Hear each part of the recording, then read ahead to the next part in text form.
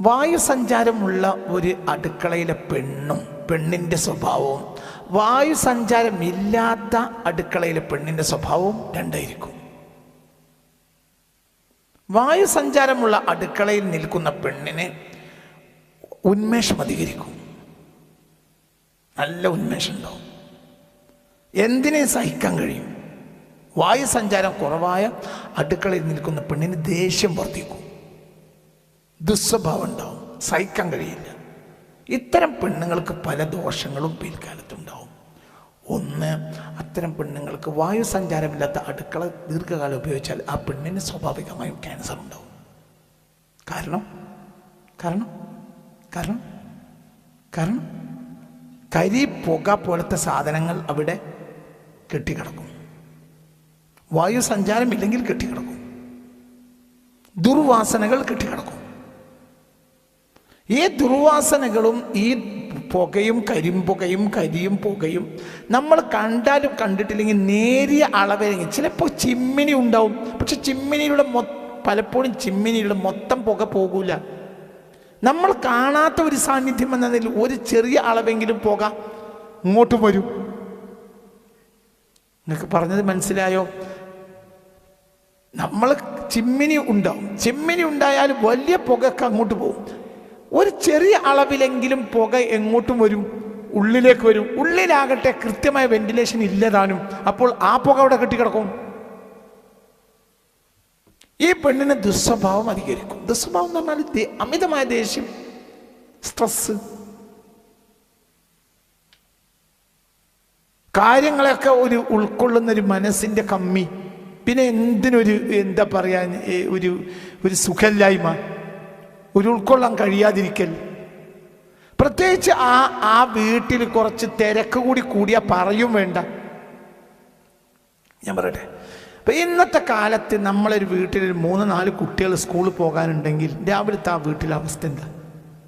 ഭയങ്കര തിരക്കായിരിക്കും ഉമ്മാക്ക്. ഈ സാധനങ്ങളുടെ ഈ വായു, ഈ ദുർവായു മുഴുവനും അവിടെ കെട്ടിക്കിടക്കുന്നുണ്ടാവും. മര്യാദക്ക് വെളിച്ചം ഈ അടുക്കളയൊക്കെ വരുന്നുണ്ടാവില്ല. അപ്പം ഈ സ്ട്രെസ് സ്വാഭാവികമായി ഉമ്മാക്ക് കണ്ട് അധികരിക്കും. ഉമ്മയായാലും ഭാര്യയായാലും ഭർത്താവിനോട് ദേഷ്യം, എല്ലാവരോടും ദേഷ്യം, എന്നെ ആരും സഹായിക്കുന്നില്ല. അങ്ങനെ ഒരാൾ സഹായിക്കേണ്ട അവിടെ ആവശ്യം ഇല്ല. പക്ഷെ ഈ പെണ്ണിന് അങ്ങനെയൊക്കെ തോന്നും. ഇപ്പം കൃത്യമായ വായുസഞ്ചാരവും കൃത്യമായ ലൈറ്റിംഗ്, നാച്ചുറൽ ലൈറ്റും ഉള്ള സ്ഥലത്ത് എത്ര തൊഴിലെടുത്താലും ഞാൻ പണിയെടുത്തിട്ടുണ്ടെന്ന് പെണ്ണിന് തോന്നൂല. എന്തുകൊണ്ട്? പെണ്ണിൻ്റെ ശ്വാസോച്ഛ്വാസം കൃത്യമായിരിക്കും.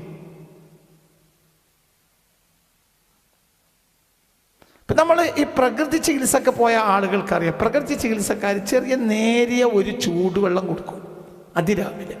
എന്നിട്ട് അവരെന്ത് ചെയ്യുന്നറിയോ? ഈ മൂക്ക് പൊത്തിപ്പിടിക്കാൻ കൽപ്പിക്കും. ഈ മൂക്ക് പൊത്തിപ്പിടിച്ചതിന് ശേഷം എന്ത് ചെയ്യുന്നറിയോ? ഈ വെള്ളം ഇതിലങ്ങോട്ട് ഒഴിക്കും. നേരിയ ചൂടുവെള്ളം, ചെറിയ പാത്രം ഉണ്ടാവും. ഈ നേരിയ ചൂടുവെള്ളം ഇതിലങ്ങനെ ഒഴിച്ചിട്ട് പിന്നെ ഈ മൂക്ക് മെല്ലെ അങ്ങോട്ട് വിട്ടുകൊടുത്താൽ ഈ വെള്ളം എന്ത് ചെയ്യും? ഇതിലെ പോയത് ഇങ്ങനെ കറങ്ങിയിട്ട് ഇതിലെങ്ങനെ വരും ഈ വെള്ളം. പിന്നെ ആ പാത്രത്തിൽ അടുത്ത വട്ടം ഈ ഇളം ചൂടുവെള്ളം വീണ്ടും നിറച്ചിട്ട് പിന്നെ ഇവിടെ പൊത്തിപ്പിടിക്കും. എന്നിട്ട് ഇതിലൂടെ വെള്ളം കയറ്റി ഇത് പിന്നെ ശരിക്ക് ചീറ്റിക്കളയും. ഇങ്ങനെ ചീറ്റിക്കളഞ്ഞാൽ കൃത്യവും അവിടെ ശ്വാസോച്ഛ്വാസം ക്ലിയറാവും. ചില ആളുകൾക്ക് ഒരു മൂക്കിലൂടെ മാത്രമേ ശ്വസിക്കാൻ കഴിയുള്ളൂ. അങ്ങനത്തെ ആളുകളെ ഞാൻ കണ്ടിട്ടുണ്ട്. നിൻ്റെ കൂടെ ഇല്ല, മനസ്സിലായി? എന്തുകൊണ്ട് അവിടെ അടഞ്ഞു പോയിട്ടുണ്ട്. ഈ ഇത്ര ആളുകൾക്ക് പല ദോഷങ്ങളുണ്ടാവും. അവർക്ക് ഉള്ളിൽ ഒരുപാട് രോഗങ്ങൾ വരും. മനുഷ്യൻ്റെ ആരോഗ്യത്തിൻ്റെ മർമ്മം എവിടെ കിടക്കണത്? മൂക്കിൽ. മനുഷ്യൻ്റെ ആരോഗ്യത്തിൻ്റെ മർമ്മം കിടക്കുന്നത് മൂക്കിലാണ്. മൂക്ക് ക്ലിയർ ആണ് എങ്കിൽ, അതുകൊണ്ടാണല്ലോ പുണ്യ നബി സല്ലല്ലാഹു അലൈഹി വസല്ലം തങ്ങൾ അതിരാവിലെ എണീറ്റാൽ ഉടനെ മൂക്ക് ശക്തമായി ചീറ്റണമെന്ന് പറഞ്ഞത്. ഫൽയുബാലിഗ് ഫിൽ ഇസ്തിൻഷാഖി, അങ്ങനെയല്ലേ? മൂക്കിൽ വെള്ളം കയറ്റി ചീറ്റുന്ന കാര്യത്തിൽ അവൻ ശക്തി കൂട്ടണം അതിരാവിലെ എന്ന് പുണ്യ റസൂൽ പറയുന്നുണ്ട് സല്ലല്ലാഹു അലൈഹി വസല്ലം. എന്തുകൊണ്ട്? ഇതാണ് മനുഷ്യൻ്റെ ഈ ഒരു സാധനം. ഇവിടെ ഇതാണ് ഇപ്പോൾ ഞാൻ പറഞ്ഞ വെന്റിലേഷൻ. ഇതിലെ കയറി അതിലിറങ്ങുക, ഇതിലെ കയറി അതിലിറങ്ങുക. മനസ്സിലായോ പറഞ്ഞത്? അത് ക്ലിയർ ആണെങ്കിലും മനുഷ്യന്റെ ആരോഗ്യം ക്ലിയർ ആവും. ഇപ്പൊ ബ്രീത്തിങ് എക്സസൈസ് ഒക്കെ ചെയ്യുന്ന ആളുകൾ നല്ല അറ്റ്മോസ്ഫിയറിൽ രാവിലെ ചമ്രം പടിഞ്ഞിരുന്നിട്ട്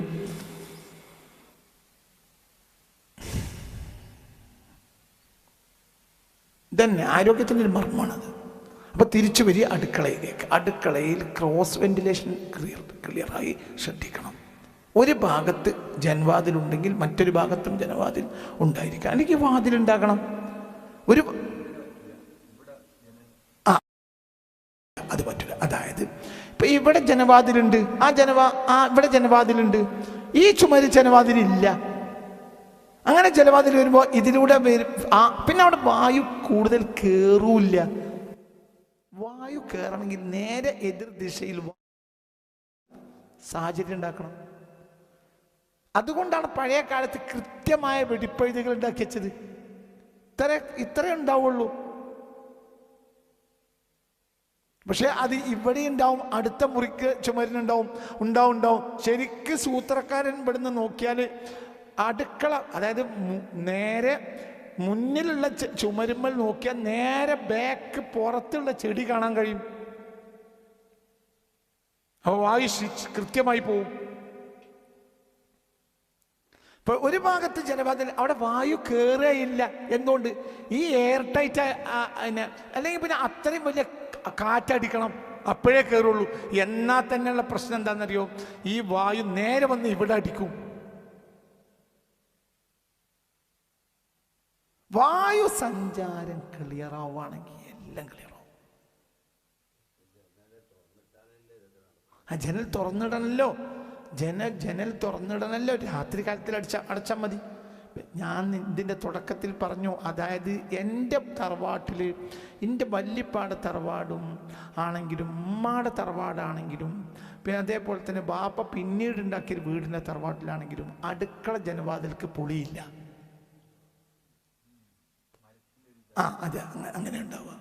അടുക്കള ജനവാതിലിന് പൊളി ഉണ്ടാവില്ല. അതേത് സമയത്തും ആ വായു സഞ്ചാരം അവിടെ അങ്ങനെ കയറും. വളരെ ക്ലിയർ ആയിരിക്കും. അവിടെ ഒരു സാധനം അങ്ങനെ അമിതമായി വെക്കൂല്ലെങ്കിൽ ഏതെങ്കിലും വല്ല ജന്തുക്കൾ കയറിയാലൊക്കെ ഒരു മിനിറ്റ് കൊണ്ട് കണ്ടെത്താൻ കഴിയും. പിന്നെ അത് കഴിഞ്ഞ് അടുക്കള അടച്ചിട്ട് അകത്തേക്ക് പോയാൽ അടുക്കളയിൽ നിന്ന് അടുത്ത മുറിയിലേക്ക് നല്ല കൃത്യമായി നല്ല ബന്ധവസ്ഥായ നല്ല വാതിലുണ്ടാവും. അടുക്കള രാവിലെ വന്ന് തുറക്കും, വൈകുന്നേരം അടച്ചു പോവും. അപ്പൊ ലൈറ്റ് ആൻഡ് വെന്റിലേഷൻ എന്നത് അടുക്കളയെ സംബന്ധിച്ചിടത്തോളം വളരെ മർമ്മമായ സംഗതിയാണ്. അതാണ് ആരോഗ്യവത്തായ അടുക്കള. അത് ഇന്ന് ഈ അടുത്ത കാലം ഇപ്പം നമുക്ക് പൈസ അനുസരിച്ച് 3500 സ്ക്വയർ ഫീറ്റ്, 4000, 5000, 10000 സ്ക്വയർ ഫീറ്റിന് വീടുണ്ടാക്കുക നല്ലാതെ, കോടികൾ ചെലവാക്കി വീടുണ്ടാക്കുക നല്ലാതെ ഈ വീട് ആ വീട്ടിൽ താമസിക്കുന്നവർക്ക് ഗുണകരമായ രൂപത്തിൽ ഉണ്ടാക്കാൻ നമുക്കിന്ന് കഴിയില്ല. പഴയ കാലത്ത് നമ്മളെ വീടുകളിൽ ഒരു സിറ്റ് ഔട്ട് സംവിധാനം ഇല്ല. മനസ്സിലായില്ല? പഴയ കാലത്ത് നമ്മളെ വീടുകളിൽ സിറ്റ് ഔട്ട് എന്നൊരു സംഗതി ഇല്ല. ഒരു ഓഫീസ് മുറിയുണ്ട്, പിന്നെ മുറ്റം. എന്തുകൊണ്ട്? നമ്മളൊരു ശുദ്ധവായുവിന് വേണ്ടി സിറ്റ് ഔട്ടിൽ ഇറങ്ങിയിരിക്കേണ്ട ഒരു ആവശ്യം ആ വീട്ടിലുള്ളവർക്ക് ഉണ്ടാവില്ല. എല്ലാ വീട്ടിലും റൂമിലും കൃത്യമായ വായു സഞ്ചാരം ഉണ്ടായാൽ ഈ സിറ്റ് ഔട്ടിൽ കിട്ടുന്ന ഗുണങ്ങളെല്ലാം എവിടെയും കിട്ടും, റൂമിൽ കിട്ടും. സിറ്റ് ഔട്ട് ഇപ്പം അടുത്ത കാലത്ത് വന്നല്ലേ? മനസ്സിലായില്ല? അതായത് ഓഫീസ് മുറിക്ക് പുറത്തേക്കൊരു സിറ്റ് ഔട്ട് സംവിധാനങ്ങൾ നമ്മളെ മലയാളി വീടുകളിൽ വന്നിട്ടൊരു 30-35 കൊല്ലമായിട്ടുണ്ടാവുള്ളൂ. അതിൻ്റെ അപ്പുറത്തേക്ക് ഇല്ല. എൻ്റെ തറവാട്ടിലില്ല, സിറ്റ് ഔട്ടില്ല. ബാപ്പാൻ്റെ തറവാട്ടിലില്ല, ഉമ്മാൻ്റെ തറവാട്ടിലില്ല. പിന്നെ ബാപ്പ 970കളിൽ ബാപ്പ വീട് കയറ്റി, അതൊക്കെ എൻ്റെ കുട്ടിക്കാലം, അവിടെയും ഇല്ല. മുറി കഴിഞ്ഞാൽ, ഓഫീസ് മുറി കഴിഞ്ഞാൽ മുറ്റത്തേക്ക് ഇറങ്ങും. ഓഫീസ് മുറിയിലൊക്കെ എല്ലായിടത്തും അന്നത്തെ കാലത്ത് ജനവാതിൽ സംവിധാനങ്ങളാണ് എല്ലായിടത്തും ഉണ്ട്. ഒരു മോശപ്പെട്ട ഒരു വായു ഒരു മുറിയിൽ കെട്ടിക്കിടക്കുകയില്ല. അങ്ങനത്തെ രീതി. ഇന്നിപ്പോ ജനവാതിൽ ഇല്ലാത്തതുകൊണ്ടല്ല, ജനവാതിലുണ്ട്, പക്ഷെ ക്രോസ് വെന്റിലേഷൻ ഇല്ല. ക്രോസ് വെന്റിലേഷൻ ഇല്ലാത്ത കാലത്തോളം എന്തുണ്ടാവും? വായു അവിടെ ദുഷിച്ചവിടെ കിടക്കും. ഒന്ന് പിന്നെ ഇപ്പം ഇന്നത്തെ കാലത്ത് നമ്മളെ സംബന്ധിച്ചിടത്തോളം AC വെച്ച മുറികളാണ് കൂടുതലും. ഈ AC വെച്ച മുറികൾ തന്നെ ഒരു ഫുൾ ടൈം AC ആയിരിക്കും.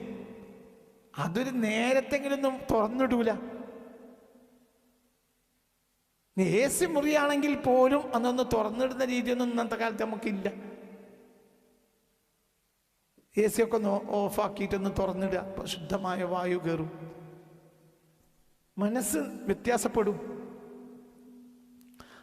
അപ്പൊ ഈ ഒരു കാര്യം ഉദയസൂര്യന്റെ പ്രകാശം അടുക്കളയിലേക്ക് പരമാവധി കിഴക്ക് ദിശയിൽ നിന്നുള്ള സൂര്യപ്രകാശം കടന്നു വരാൻ അനുവദിക്കണം. രാവിലെ ലഭിക്കുന്ന സൂര്യപ്രകാശം അടുക്കളയിലെ അണുക്കളെയും ഈർപ്പത്തെയും നശിപ്പിക്കാൻ സഹായിക്കും. ഞാൻ ഭേദവിധിയാണ് വായിക്കുന്നത്. പ്രകൃതിദത്ത വെളിച്ചം പാചകം ചെയ്യുന്ന ആളെ മനസ്സിൽ സന്തോഷവും ഉന്മേഷവും നിലനിർത്തും. ഇപ്പൊ രാവിലെ വല്യമ്മാൻ്റെ അടുത്ത് വന്ന് ഇരിക്കുന്ന കുട്ടിയോട് വല്യമ്മ വലിയ സന്തോഷത്തിൽ സംസാരിക്കും. കാരണം വല്യമ്മക്ക് ഈ വെന്റിലേഷനിലൂടെ അന്ന് കിട്ടേണ്ട കാര്യങ്ങളൊക്കെ കിട്ടിയിട്ടുണ്ടാവും. ഇത് നമ്മളമ്മക്ക് കിട്ടിയിട്ടുണ്ടാവില്ല. അമ്മക്ക് മര്യാദയ്ക്ക് സംസാരിക്കാനും കഴിയില്ല. അമ്മക്ക് രാവിലെ മുതൽ വൈകുന്നേരം വരെ ദേഷ്യമായിരിക്കും. ഇന്നിപ്പോൾ നമ്മളെ ഭാര്യമാർക്ക് ദേഷ്യമാണ്. എന്തുകൊണ്ട്? നമ്മളെ വീടാണ് കാരണം. പെണ്ണുങ്ങൾക്ക് കിട്ടേണ്ട ഗുണങ്ങൾ വീട്ടിൻ്റെ ഉള്ളിൽ നിന്ന് കിട്ടുന്നില്ല. വീട് എന്ന് പറഞ്ഞപ്പോൾ ഇന്നൊരു ജയിലാണ്. നമ്മളെ വലിപ്പത്തരം കാണിക്കാനുള്ള ഒരു കാര്യം എന്നല്ലാതെ എന്താണ് ഇന്നിപ്പോൾ വീട്? വലിപ്പത്തരം കാണിക്കാൻ മാത്രമാണ്. വീടിന് ഭേദവിധി പ്രകാരം വീടുണ്ടാക്കുന്നത് ഒരു 40 കൊല്ലമായി മലയാളി അവസാനിപ്പിച്ചു. വേദവിധി പ്രകാരം വീടുണ്ടാക്കുക. ഓരോന്നിനും ഒരു വേദവിധിയുണ്ട്, എല്ലാത്തിനും. ഞാൻ ഹബീബായ നബി സല്ലല്ലാഹു അലൈഹി വസല്ലമ തങ്ങളുടെ വീടിൻ്റെ പകുതി മാത്രമേ മുകൾ ഭാഗത്ത് മച്ചുള്ളൂ എന്ന് ഞാൻ ഇവിടെ പറഞ്ഞിട്ടുണ്ടല്ലോ. പകുതി ഭാഗത്ത് ഇല്ലെന്നെ. അപ്പം ആ വീട്ടിൻ്റെ ഉള്ളിൽ ഇനി എന്ത് ശുദ്ധവായുവിന് കമ്മിയാണുള്ളത്? കാരണം ശുദ്ധവായുവിനെ തടഞ്ഞു വെക്കേണ്ട ഒന്നും ആ വീടിനില്ല. പകുതി ഭാഗത്ത് മാത്രമേ മുകളിൽ ഈത്തപ്പന പട്ട ഉള്ളൂ, മറ്റേ പകുതിയിലില്ല. കട്ടിൽ എണീറ്റിരുന്ന നക്ഷത്രം കാണും റസൂലുള്ളാഹിന്റെ വീട്ടിൽ സല്ലല്ലാഹു അലൈഹി വസല്ലം. അപ്പൊ പ്രകൃതിദത്ത വെളിച്ചം പാചകം ചെയ്യുന്ന ആളെ മനസ്സിൽ സന്തോഷവും ഉന്മേഷവും നിലനിർത്തും. ദേഷ്യമോ മടുപ്പോ ഇല്ലാതെ പാചകം ചെയ്യാൻ ഇത് സഹായിക്കും. പ്രകൃതിദത്ത വെളിച്ചം കുറവുള്ള അടുക്കളകളിൽ വൈകുന്നേരങ്ങളിൽ ഒരു വടക്ക് കിഴക്ക് ഭാഗത്ത് ഒരു ചെറിയ നെയ് വിളക്കോ അല്ലെങ്കിൽ എന്താ പറയുക ഒരു വെളിച്ചെണ്ണ ഉണ്ട്, അതാണ് നെയ് വിളക്ക്, കത്തിച്ചു വെക്കുന്നത് നല്ലതായിരിക്കും. മണ്ണെണ്ണ വിളക്കും ആക്കാം, പക്ഷേ മറ്റേ വിളക്കാണ് ഒന്നുകൂടി നല്ലത്. ഇതൊക്കെ നെഗറ്റീവ് ഊർജം മാറാൻ വളരെ നല്ല കാര്യങ്ങളാണ്. പാചകം ചെയ്യുമ്പോൾ ഉണ്ടാകുന്ന കരിയും പുകയും അടുക്കളയിൽ കെട്ടിക്കിടക്കാൻ അനുവദിക്കരുത്. ഇത് ശ്വാസകോശത്തിനും ദഹന പ്രക്രിയക്കും ഹാനികരമാണ്. ശ്വാസകോശത്തിനും ഹാനികരം. ബ്രസ്റ്റ് ക്യാൻസറൊക്കെ പെണ്ണുങ്ങൾക്ക് അമിതമായി ഇന്ന് വന്നുകൊണ്ടിരിക്കുകയാണ്. അതിനൊക്കെ കാരണം ഈ എന്താ പറയുക, ശ്വസിക്കുന്ന ഇതിലൊക്കെ വരുന്ന വ്യത്യാസങ്ങളാണ്. പറയും വേണ്ട, നമ്മളെ ചില പെണ്ണുങ്ങളെ കാര്യമുണ്ട് എന്നറിയോ. ഇപ്പോൾ ഒരു സാധനം ഇന്നിപ്പോൾ നമ്മുടെ വീടുകളിലൊക്കെ പ്ലാസ്റ്റിക് മാലിന്യങ്ങൾ അമിതമാണ്. ഈ സാധനങ്ങൾ കെട്ടിക്കിടക്കുന്ന അടുക്കള. ഇപ്പോൾ ഏറ്റവും ചുരുങ്ങിയതൊരു പപ്പടം കൊണ്ടുവന്നാൽ പിന്നെ പപ്പടം പൊരിക്കാനെടുത്ത വേഗം ചിലപ്പോൾ അതിൻ്റെ പപ്പടത്തിന് മുകളിലുള്ള പ്ലാസ്റ്റിക് ഉണ്ടാവും. ആ പ്ലാസ്റ്റിക് നേരെ എന്തിലേക്കിടും? അടുപ്പിലേക്ക് ഇടും. ഇത് തനി ക്യാൻസറാണ്. ഈ ക്യാൻസറിൻ്റെ വായു ആ അടുക്കളയിൽ നിന്ന് പോകുകയും ചെയ്തിട്ടില്ലെങ്കിൽ അവസ്ഥ എന്തായിരിക്കും? ഒരിക്കലും പ്ലാസ്റ്റിക് കത്തിക്കരുത്. പ്ലാസ്റ്റിക് കത്തിക്കുകയേ ചെയ്യരുത്. പ്ലാസ്റ്റിക് കത്തിച്ചാൽ ക്യാൻസർ ഉണ്ടാവും. പ്ലാസ്റ്റിക് കത്തിക്കുകയേ ചെയ്യരുത്. ഒരു കാരണവശാലും പ്ലാസ്റ്റിക് എന്ന ഭൂമിയുടെ അന്തകനാണ്. ഇതൊന്നും ഇന്ന് നമ്മളെ പെണ്ണുങ്ങളെ സംബന്ധിച്ചിടത്തോളം അതൊന്നൊരു വിഷയമാവില്ല. പക്ഷെ അത്തരം പെണ്ണുങ്ങൾക്ക് നേരത്തെ ക്യാൻസർ വരും. പ്ലാസ്റ്റിക് കത്തിക്കൽ വലിയൊരു കാരണമാണ്. അത് ഇന്നത്തെ സാഹചര്യത്തിൽ എന്തൊരു സാധനം കൊണ്ടുവന്നാലും അതിനൊരു കവറായിട്ട് എന്തുണ്ടാവും? ഒരു പ്ലാസ്റ്റിക് ഉണ്ടാവും. അത് വേഗം പിന്നെ പെണ്ണിന് എളുപ്പം എന്താണ്? അടുപ്പിലേക്ക് അങ്ങോട്ടിടും. എന്നിട്ട് ആ മാലിന്യം ആ ഒരു എന്താ പറയുക, ആ മാലിന്യം ആ അടുക്കളയിൽ, ആ പുക, അതിൻ്റെ മാലിന്യം അടുക്കളയിൽ കെട്ടിക്കിടക്കും. ആ പെണ്ണുങ്ങൾക്ക് പെട്ടെന്ന് ക്യാൻസർ വരും. ചെറുപ്പകാലത്ത് ക്യാൻസർ വന്ന് മരിച്ചു പോകും പെണ്ണുങ്ങൾ. ഇതൊക്കെ ഇന്ന് സർവ്വസാധാരണയാണ്. അപ്പോൾ ഒരു കാലത്ത് ഇല്ലാതിരുന്ന ഒരു കാര്യം ഇന്ന് അധികരിച്ചു. അതിന് കാരണം എന്താണ്? ഒന്ന്, നമ്മൾ ഉപയോഗിക്കുന്ന അടുക്കളയിൽ ശുദ്ധമായ വായു സഞ്ചാരത്തിനുള്ള സൗകര്യം ഇന്ന് നമ്മുടെ വീടുകളിൽ കുറവാണ് എന്നത് പ്രധാനപ്പെട്ട കാരണമാണ്. അപ്പോൾ അതിന് നമ്മൾ വളരെ കൂടുതൽ ശ്രദ്ധിക്കണം. പാചകം ചെയ്യുമ്പോൾ ഉണ്ടാകുന്ന കരിയും പുകയും അടുക്കളക്കുള്ളിൽ കെട്ടിക്കിടക്കാൻ ഒരിക്കലും അനുവദിക്കാൻ പാടില്ല. അങ്ങനെയുള്ള അടുക്കള ആരോഗ്യവത്തായ അടുക്കളയല്ല. ഇത് ശ്വാസകോശത്തിനും ദഹനപ്രക്രിയക്കും വളരെ ഹാനികരമാണ്. അപ്പോൾ ഇതിനു വേണ്ടി എപ്പോഴും ക്രോസ് വെന്റിലേഷൻ ശ്രദ്ധിക്കുക. എക്സോസ്റ്റ് ഫാൻ ഉപയോഗിക്കാൻ കഴിയുമെങ്കിൽ അത് ചെയ്യുക. എന്താണെങ്കിലും ക്രോസ് വെന്റിലേഷൻ വളരെ പ്രധാനപ്പെട്ട കാര്യമാണ്. വായു എളുപ്പത്തിൽ അകത്തേക്ക് വരാനും പുറത്തേക്ക് പോകാനും പാകത്തിൽ വിപരീത ദിശകളിൽ ജനലുകളോ വെന്റിലേറ്ററുകളോ ഉണ്ടായിരിക്കൽ വളരെ നല്ലതാണ്. ഇത് അടുക്കളയിലെ വായു എപ്പോഴും ഫ്രഷായി നിലനിർത്തും. അശുദ്ധവായു മാത്രമേ ഉണ്ടാവും. ക്രോസ് വെന്റിലേഷൻ ഉണ്ടെങ്കിൽ ഉറപ്പിക്കാം, എന്ത് ശുദ്ധവായു മാത്രമേ ഉണ്ടാവുള്ളൂ. നല്ലതാണ്. പാചകം ചെയ്യുമ്പോൾ വായു സഞ്ചാരം കുറവായാൽ അടുക്കളയിലെ പ്രാണവായു കുറയുകയും ഭക്ഷണത്തിൻ്റെ ഗുണനിലവാരം നഷ്ടപ്പെടുകയും ചെയ്യും. അത് ഈ പെണ്ണിന് രോഗം ഉണ്ടാക്കൽ മാത്രമല്ല, ആ ഭക്ഷണത്തിനൊരു ആരോഗ്യദായകമായ ഭക്ഷണം എന്ന് പറഞ്ഞാൽ ശുദ്ധമായ വായുവിൻ്റെ സാഹചര്യത്തിലുണ്ടാക്കിയ ഭക്ഷണമാണ് ഏറ്റവും നല്ല ഭക്ഷണം. ഭക്ഷണത്തിൻ്റെ ചേരുവകളെക്കാൾ ശ്രദ്ധിക്കേണ്ടത് ആ ഭക്ഷണം ഉണ്ടാക്കിയ ഒരു സാഹചര്യമാണ്. അപ്പം അതൊക്കെ പ്രധാനമായും നമ്മൾ ശ്രദ്ധിക്കുക എന്നതാണ്. ഇത് പ്രധാനപ്പെട്ട കാര്യമാണ്. ഇനി അടുക്കളയിൽ ശ്രദ്ധിക്കേണ്ട മറ്റൊരു കാര്യം കൂടി പറഞ്ഞാൽ ഈ പ്രഭാഷണം അവസാനിപ്പിക്കുക. ഇത് 2-3 പ്രസംഗങ്ങളുണ്ടാവും അടുക്കളയിൽ ആരോഗ്യം. ഇനി നമ്മൾ പണ്ട് നമുക്കുണ്ടായിരുന്നതും ഇന്ന് നമുക്കില്ലാത്തതുമായ ഒരു കാര്യം, പണ്ട് ഒരു നേരത്തിനുള്ള ഭക്ഷണം മാത്രമേ ആ നേരത്ത് ഉണ്ടാക്കൂ എന്നുള്ളതാണ്. ഇന്ന് പലപ്പോഴും ഉച്ചക്ക് ഉണ്ടാക്കുന്ന ഭക്ഷണം, അത് രാവിലെ 10 മണിക്കോ 9 മണിക്കാണ് ഈ ഭക്ഷണം ഉണ്ടാക്കുക. അത് ഉച്ചക്കും ആ ഭക്ഷണമായിരിക്കും, രാത്രി ഭക്ഷണമായിരിക്കും. ഒരു പാകം ചെയ്ത ഭക്ഷണത്തിൻ്റെ സമയം 3 മണിക്കൂറാണ്. 3 മണിക്കൂർ. 3 മണിക്കൂറിനപ്പുറത്തേക്ക് പോയാൽ വയറ് നിറയുമെന്നല്ലാതെ ഒരു ഗുണവും ആ ഭക്ഷണത്തിന് ഉണ്ടാവില്ല. 3 മണിക്കൂറിലപ്പുറം ഒരു ഭക്ഷണം നിൽക്കാൻ പാടില്ല. അത് ഭക്ഷണം കഴിച്ചു പോകണം. 3 മണിക്കൂറിനപ്പുറം ഭക്ഷണം നിൽക്കരുത്, അടുക്കളയിൽ നിൽക്കരുത്. 3 മണിക്കൂറിനുള്ളിൽ ഭക്ഷണം കഴിച്ചു പോകണം. വേവിച്ച ഭക്ഷണം 3 മണിക്കൂറിൻ്റെ ഉള്ളിൽ കഴിച്ചു പോകണം. 3 മണിക്കൂറാണ് അതിൻ്റെ സമയം ലാസ്റ്റ്. അതിൻ്റെ ഉള്ളിൽ കഴിച്ചു പോകണം. ഇതില്ലാതാക്കിയത് ഫ്രിഡ്ജാണ്. പരമാവധി നമ്മൾ വീട്ടിൽ നിന്ന് ഫ്രിഡ്ജ് ഒഴിവാക്കണം. ഇനി നമ്മൾ പറയാൻ പോകുന്ന വിഷയങ്ങളൊന്നും നമുക്ക് നടപ്പിലാക്കാൻ കഴിയൂല. എന്തുകൊണ്ട്? നമ്മളെ ആരോഗ്യത്തെ നശിപ്പിച്ചത് ഫ്രിഡ്ജാണ്. ഫ്രിഡ്ജ് നമ്മുടെ ആരോഗ്യത്തെ നശിപ്പിച്ചു. ഒരു നിലക്ക് ഫ്രിഡ്ജ് ആവശ്യമില്ലാത്തൊരു സാധനമായിരുന്നു. ഒരു അഹങ്കാരം, വലിപ്പത്തരം, തൻപോരിമ എന്ന നിലയിൽ നമ്മളെ വീട്ടിലേക്ക് കയറി വന്ന ഒരു ഉപകരണമാണ് സത്യത്തിൽ ഫ്രിഡ്ജ്. ഒരു അഹങ്കാരം, ഒരു തൻപോരിമ, ഒരു വലിപ്പത്തരം. ഫ്രിഡ്ജ് കയറി വരുന്ന കാലഘട്ടം, സാർവത്രികമായ കാലഘട്ടം എന്ന് പറഞ്ഞാൽ 1980-കളാണ്. മലബാർ വീടുകളിലൊക്കെ ഫ്രിഡ്ജ് കയറി വരുന്നത്. അക്കാലത്ത് ഫ്രിഡ്ജ് വെച്ചത് ഏറ്റവും വലിയ സ്വീകരണ മുറിയിലാണ്, അടുക്കളയിലല്ല. എന്തുകൊണ്ട്? അത് അഹങ്കാരമാണ്. ഞങ്ങൾക്ക് ഫ്രിഡ്ജുണ്ട്. സത്യത്തിൽ ഞാൻ എപ്പോഴും ആലോചിക്കുന്ന ഒരു സംഗതിയാണത്. അക്കാലത്ത് ഫ്രിഡ്ജുള്ളവർ ഫ്രിഡ്ജിനെ എവിടെയാണ് വെക്കുക? ഫ്രിഡ്ജ് ഓഫീസ് മുറിയും ഫ്രിഡ്ജും തമ്മിൽ എന്താണ് ബന്ധം? ഓർമ്മയില്ലേ അതൊക്കെ? 1980-കൾ, ഏകദേശം 1990, 95 വരെയും ആ ഫ്രിഡ്ജ് ഓഫീസ് മുറിയിലാണ്.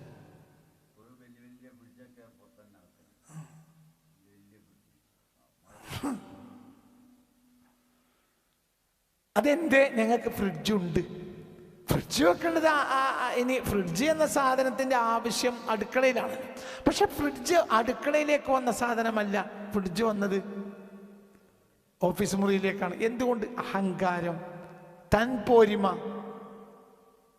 ഞങ്ങൾക്ക് ഫ്രിഡ്ജുണ്ട് എന്നൊരു വലിപ്പത്തരം.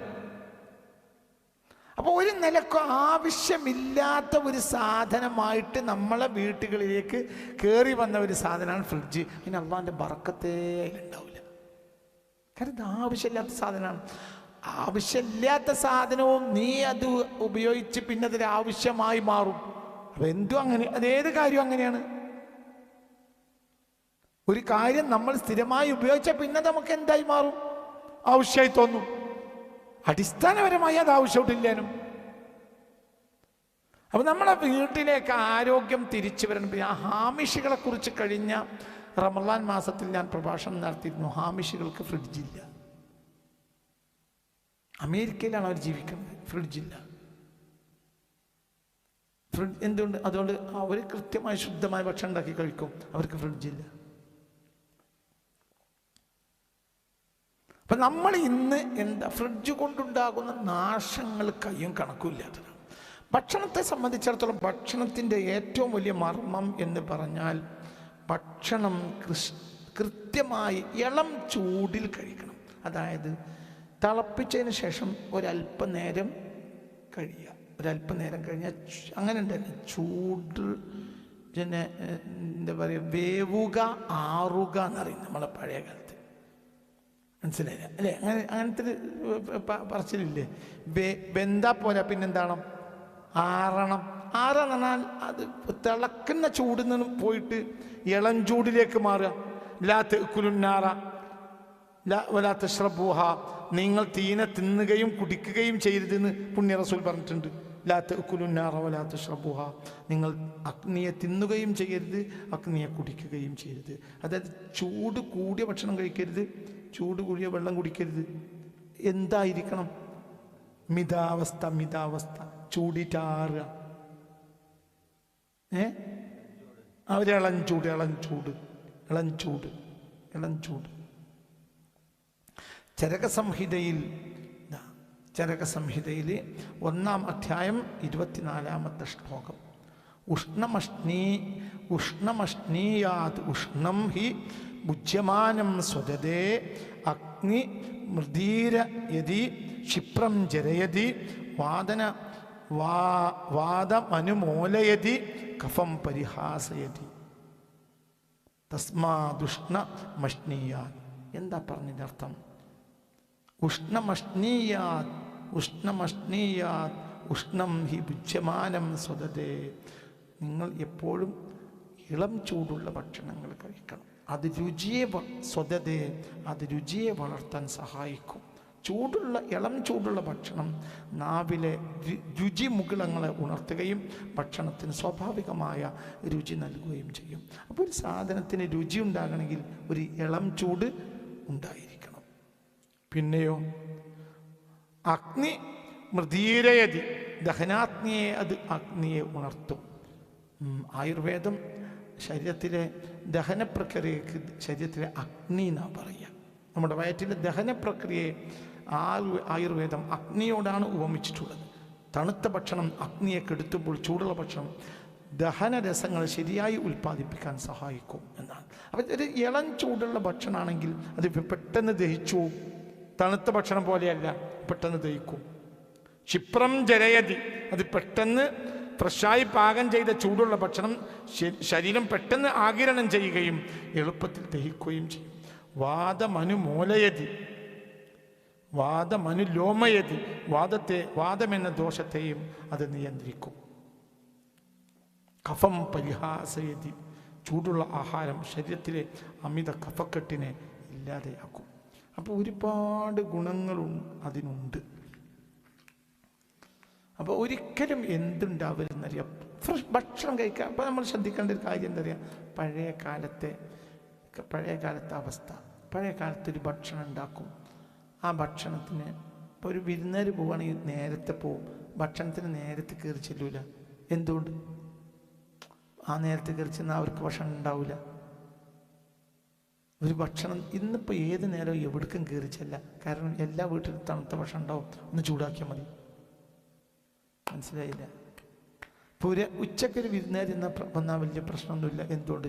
രാത്രിക്കുള്ള ഭക്ഷണം എപ്പോൾ തന്നെ ഉണ്ടാക്കും, ഉച്ചക്ക് ഉണ്ടാക്കും, പ്രശ്നമില്ല.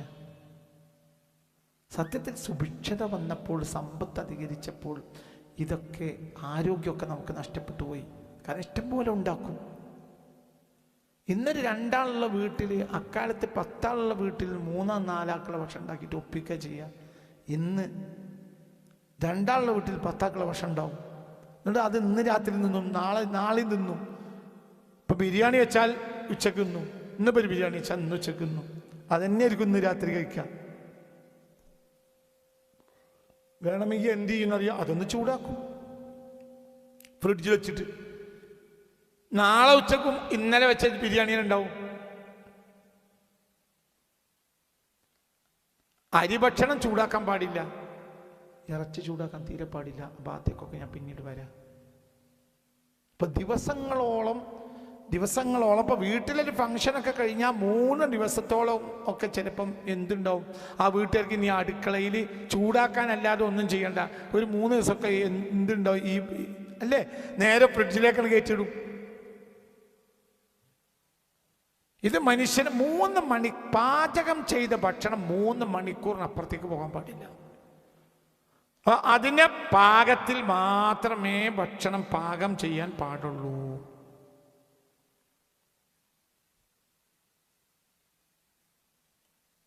പാകം ചെയ്ത ഭക്ഷണം ഫ്രിഡ്ജിൽ വെച്ച് തണുപ്പിച്ച ശേഷം വീണ്ടും ചൂടാക്കി റീഹീറ്റ് ചെയ്ത് കഴിക്കുക എന്നത് ആയുർവേദ പ്രകാരം വളരെ അപകടകരമായ കാര്യമാണ്. ഇത് ഭക്ഷണത്തിലെ പ്രാണൻ, ലൈഫ് ഫോഴ്സ് എന്ന് പറയാം. ഭക്ഷണത്തിനൊരു പ്രാണനുണ്ട്, ആ പ്രാണൻ നഷ്ടപ്പെടുമെന്ന് എന്നാണ് ആയുർവേദത്തിൻ്റെ വിധി. അതായത് 3 മണിക്കൂർ കഴിഞ്ഞാൽ പിന്നെ അതിൻ്റെ പ്രാണൻ പോയിന്ന്. അപ്പോൾ ഒരു ഭക്ഷണത്തിൻ്റെ ജീവനുള്ള സമയം എപ്പോഴാണ്? 3 മണിക്കൂർ. അത് കഴിഞ്ഞാൽ പിന്നെ പ്രാണനില്ല. അപ്പോൾ പ്രാണനില്ലാത്ത ഭക്ഷണം കഴിക്കണത് അത് മര്യാദക്ക് പിന്നെ ദഹിക്കൂല. ദഹനരസം കുറഞ്ഞു, കരുത്ത് കുറഞ്ഞു. നമുക്ക് പള്ള വലിയതായി, പക്ഷെ കരുത്തില്ല. ഒരുപാട് അപകടം, ചെറിയ അപകടമൊന്നുമില്ല, ചെറുതല്ല. ഒരു തവണ ഉണ്ടാക്കിയ ഭക്ഷണം പരമാവധി 3 മണിക്കൂറിനുള്ളിൽ കഴിച്ചു തീർക്കണം.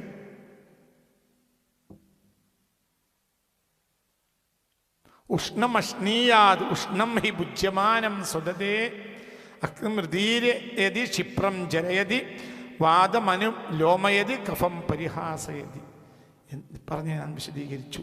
അതായത് എപ്പോഴും ചൂടുള്ള ഭക്ഷണമേ കഴിക്കാവൂ. അത് രസഗുണങ്ങളെ ശരീരത്തിലേക്ക്, നാവിലേക്ക് വെച്ചാൽ അതിന് നല്ല രസമുണ്ടായിരിക്കും.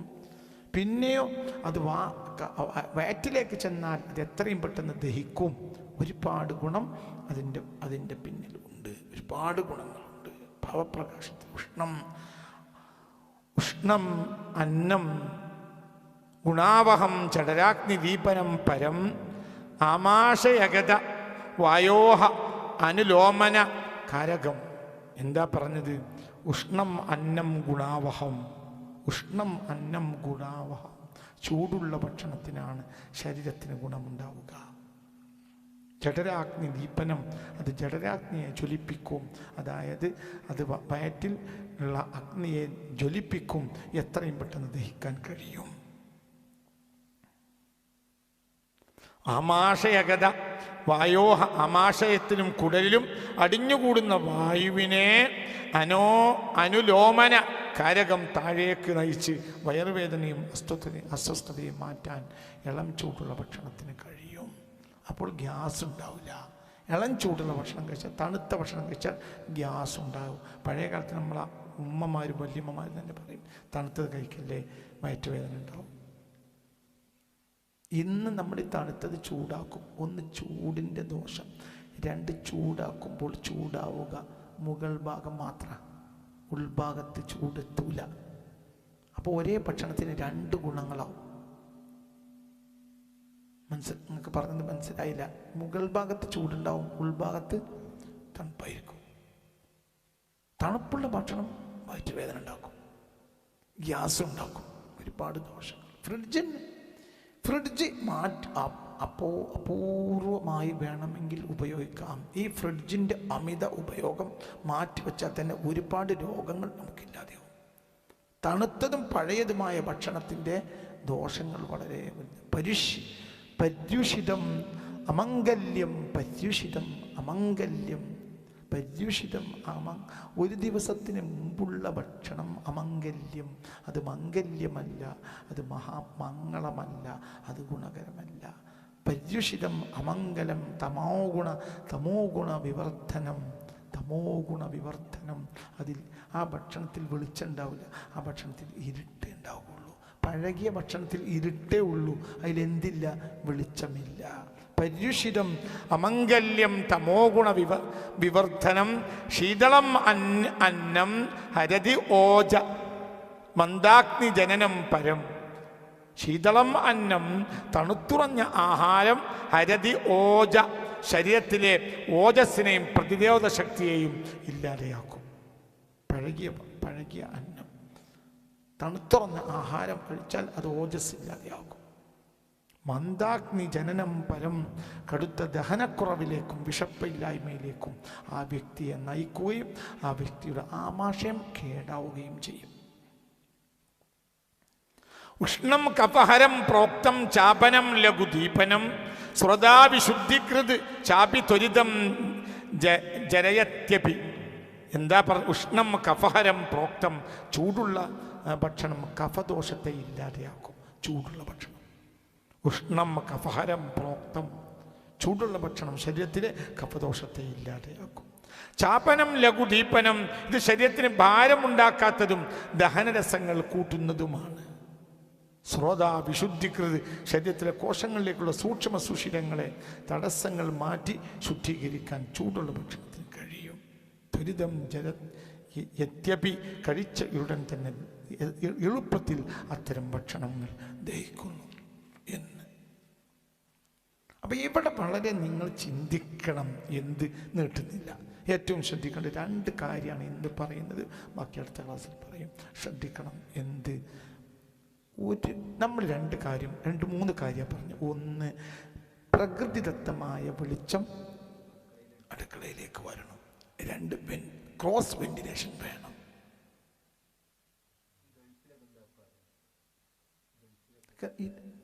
കുട്ടിയെ ഗൾഫിലൊക്കെ സംഭവിച്ചതെന്ന് പറഞ്ഞാൽ സമ്പത്ത് മാത്രമേ അവർ ശ്രദ്ധിച്ചുള്ളൂ. അതുകൊണ്ട് യാതൊരു ഗുണം അവർ ഭക്ഷണത്തിൽ ഉണ്ടാവില്ല.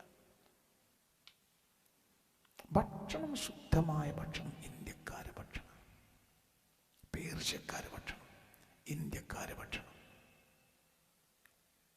അതെത്ര ദരിദ്ര വീടാണെങ്കിൽ അത്ര ആരോഗ്യം ഉണ്ടാവും. പിന്നെ അവിടെ ശുദ്ധമായ അവസ്ഥയിൽ വീട് നിയന്ത്രിക്കാൻ കഴിയുന്നൊരു പെണ്ണുണ്ടായാൽ മതി. അമിതമായി ഭക്ഷണം ഉണ്ടാവില്ല, കാരണം ദാരിദ്ര്യം. പിന്നെ അടുക്കള വൃത്തിയായി സൂക്ഷിക്കുക. പിന്നെ അതിലേക്ക് എല്ലാം കിട്ടും, എല്ലാം വെളിച്ചം കിട്ടും, വായു കിട്ടും, ഒക്കെ കിട്ടും, എല്ലാം ഉണ്ടാവും. ഇപ്പം നമ്മുടെ വീടുകളിലേക്ക് പഴയ കാലത്ത് ഓട്ടവെയിലുണ്ടാവും. ഓട്ടവെയിൽ എന്നാണ്, മനസ്സിലായോ? ഓട്ടവെയിൽ പറഞ്ഞാൽ ഓടിൻ്റെയോ മറ്റേ കൂടെ ഒരു ഗ്ലാസ് അല്ലെങ്കിൽ തന്നെ ചിലയിടത്തൊക്കെ ഓട് പൊട്ടിപ്പോവും. ഒരു ഓട്ടവെയിൽ ഇങ്ങനെ വരും. ഈ ഓട്ടവെയിൽ ശരി അടുക്കളക്ക് നല്ലതാണ്. ഇന്നിപ്പോൾ ഒരു ഓട്ടവെയിൽ ഇന്ന് എന്ത് ചാൻസ് ഉണ്ട്? അടുക്കള എന്ത് ഓട്ടവെയില? ടെറസിൻ്റെ കൂടെ അല്ലേ? എന്നിട്ട് നമ്മൾ കുട്ടികൾ ഓർമ്മയുണ്ട് നിങ്ങൾക്ക്? ഈ ഓട്ടവെയിൽ ഇങ്ങനെ മാറി മാറി കളിക്കും. അവിടെ കുട്ടികൾ കൈ വെക്കും, കാല് വെക്കും. മനസ്സിലായ പറഞ്ഞത്? ഇങ്ങനെയൊക്കെ. അപ്പം 2-3 കാര്യങ്ങളാണ്. ഒന്ന്, സൂര്യപ്രകാശം അതിരാവിലെ തന്നെ അടുക്കളയിലേക്ക് കിട്ടുന്ന രൂപത്തിൽ അടുക്കളയെ സംവിധാനിക്കണം. 2, ക്രോസ് വെന്റിലേഷൻ വേണം. ഒരിക്കലും ഒരു വായു അടുക്കളയിൽ കെട്ടിക്കിടക്കാൻ പാടില്ല. അങ്ങനെ കെട്ടിക്കിടന്നാലോ അവിടെ ഉണ്ടാക്കുന്ന ഭക്ഷണം ശുദ്ധമായി ശരീരത്തിന് ഉപകരിക്കുകയും ഇല്ല. 2, മൂന്നാമത് ഇന്ന് നമ്മൾ പറഞ്ഞ കാര്യം, ഒരു നേരത്തിന് കഴിക്കാനുള്ള ഭക്ഷണം മാത്രമേ ആ നേരത്ത് ഉണ്ടാക്കാൻ പാടുള്ളൂ. അതിനപ്പുറത്തേക്ക് ഭക്ഷണം ഉണ്ടാക്കരുത്. ഇനി കമ്മിയായിക്കോട്ടെ. ഹബീബാ നബി സല്ലല്ലാഹു അലൈഹി വസല്ലം പറഞ്ഞത് എന്താ? 2 ആളെ ഭക്ഷണം 3 ആൾക്ക് മതിയാവും, 3 ആളെ ഭക്ഷണം 5 ആൾക്ക് മതിയാവും, 5 ആളെ ഭക്ഷണം 7 ആൾക്ക് മതിയാവും, 7 ആളെ ഭക്ഷണം 10 ആൾക്ക് മതിയാവും. അപ്പൊ അവിടെ ആ ഭക്ഷണം കുറഞ്ഞു. ഭക്ഷണം കുറയുന്നത് നല്ലതാണ്. ഭക്ഷണം കൂടുകയും ഭക്ഷണം കൂടുമ്പോഴും കുറയുകയും ചെയ്യുമ്പോഴുള്ള വ്യത്യാസം എന്താ? ഭക്ഷണം കൂടുന്ന സമയത്ത് നമ്മൾ ചവക്കൽ കുറക്കും, ഭക്ഷണം കുറഞ്ഞാൽ ചവക്കൽ കൂട്ടും. ഏതാ ഗുണകരം? ഇപ്പൊ നിങ്ങൾക്ക് കുറെ ഭക്ഷണം തന്നു, ഈ ഭക്ഷണമൊക്കെ നിങ്ങൾക്ക് തിന്ന് തീർക്കണമെങ്കിൽ, ആളുകൾ എണീക്കണ മുമ്പ് നിങ്ങൾക്ക് തിന്ന് തീർക്കണമെങ്കിൽ നിങ്ങൾ അവിടെ എന്ത് കുറക്കും? ചവക്കൽ കുറക്കും. പിന്നെ പരമാവധി കയറ്റി വിടുക. അത് നിങ്ങൾ ആരോഗ്യം ക്ഷയിപ്പിച്ചു. അതേസമയത്ത് കുറഞ്ഞ ഭക്ഷണമേ ഉള്ളൂ, നമ്മൾ 3-4 ആളുണ്ട്, ഒരു ചെറിയ ചെറിയ ചീന്ത് മാത്രമേ എടുക്കുള്ളൂ, എന്നിട്ട് അങ്ങനെ കഴിച്ചാൽ ചവക്കൽ കൂട്ടും. ഇന്ന് ഭക്ഷണം ഒരു നേരത്ത് കഴിക്കാനുള്ള ഭക്ഷണമേ കുറച്ചുണ്ടാക്കുക. 5 ആളെ വീട്ടിൽ 4 ആൾക്ക് ഭക്ഷണം ഉണ്ടാക്കിയാൽ മതി, ഏറ്റവും ചുരുങ്ങിയത്. ഫ്രിഡ്ജിൽ എടുത്തു വെക്കാൻ അതിൽ ഒന്നും ഉണ്ടാവില്ല.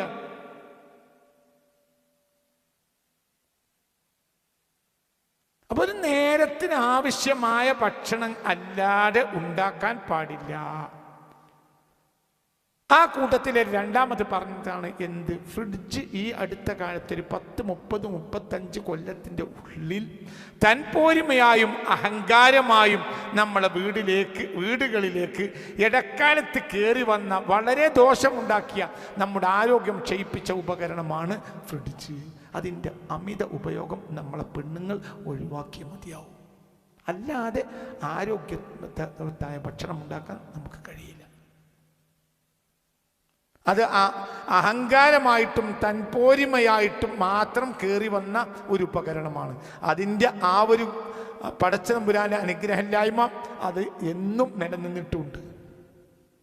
അപ്പോൾ ആവശ്യത്തിന് ഭക്ഷണം ഉണ്ടാക്കുക. ഒരു ഭക്ഷണം, ആ കൂട്ടത്തിൽ ഞാൻ പറഞ്ഞു, ഒരു ഭക്ഷണം പാകം ചെയ്ത ഭക്ഷണത്തിൻ്റെ സമയം പാകം ചെയ്തത് മുതൽ 3 മണിക്കൂറിനപ്പുറം അത് കഴിക്കാനേ പാടില്ല.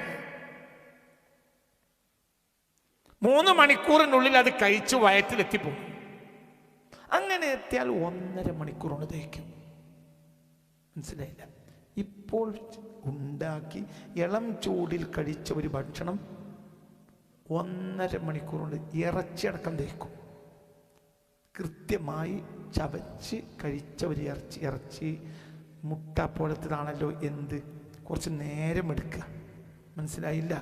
ഇറച്ചി മുട്ട പോലത്തെ ദഹിക്കാൻ നേരമെടുക്കുന്ന സാധനം. പക്ഷേ ശുദ്ധമാവുക, പുതിയതാവുക, ചവച്ച് കഴിച്ചാൽ 1.5 മണിക്കൂറിനുള്ളിൽ ദഹിച്ചു. ഇനി ഫ്രിഡ്ജ് കൊണ്ടുണ്ടാകുന്ന ദോഷങ്ങൾ. ഫ്രിഡ്ജ് സമൂഹത്തിൻ്റെ ആരോഗ്യത്തെ ക്ഷയിപ്പിച്ചാൽ ഓക്സ്ഫോർഡ് അടക്കമുള്ള വലിയ വലിയ യൂണിവേഴ്സിറ്റികളുടെ പഠനങ്ങൾ അടുത്ത കാലത്ത് പുറത്തു വന്നിട്ടുണ്ട്. അടുത്ത ക്ലാസ്സിൽ ഞാൻ പറയാം. ഫ്രിഡ്ജ് അനാവശ്യമായ ഉപകരണമാണ്. ഫ്രിഡ്ജ് വലിയ ആപത്ത് നമ്മൾക്ക് ഉണ്ടാക്കിയിട്ടുണ്ട്. അപ്പോൾ ഏറ്റവും ചുരുങ്ങിയത് ഈ ഫ്രിഡ്ജിൻ്റെ അമിത ഉപയോഗം നമ്മൾ ഒഴിവാക്കുക. ഈ അമിത ഉപയോഗം ഒഴിവാക്കാൻ വേണ്ടി നമ്മൾ ആദ്യം ചെയ്യേണ്ടത് എന്താണെന്നറിയോ? ഒരു നേരത്തിൻ്റെ അത്യാവശ്യമല്ലാത്ത ഭക്ഷണം ആ നേരത്ത് ഉണ്ടാക്കാൻ പാടില്ല. ഇത്ര കാര്യം സൂക്ഷിക്കുക. ബാക്കി അടുത്ത ക്ലാസ്സിൽ പറയും. വളരെ പ്രധാനപ്പെട്ട വിഷയങ്ങളാണ് ഈ പറഞ്ഞുകൊണ്ടിരിക്കുന്നത്. അടുക്കളയെ ക്രമീകരിക്കുകയും ഭക്ഷണത്തെ ക്രമീകരിക്കുകയും ചെയ്യാതെ ആരോഗ്യത്തെ വീണ്ടെടുക്കാൻ നമുക്ക് കഴിയില്ല എന്ന് ഞാൻ വീണ്ടും ഓർമ്മപ്പെടുത്തുന്നു. റബ്ബന അലൈക തവക്കൽനാ വഇലൈക അനബ്നാ വഇലൈക المصير حسبنا الله ونعم الوكيل نعم المولى ونعم النصير ولا حول ولا قوة إلا بالله العلي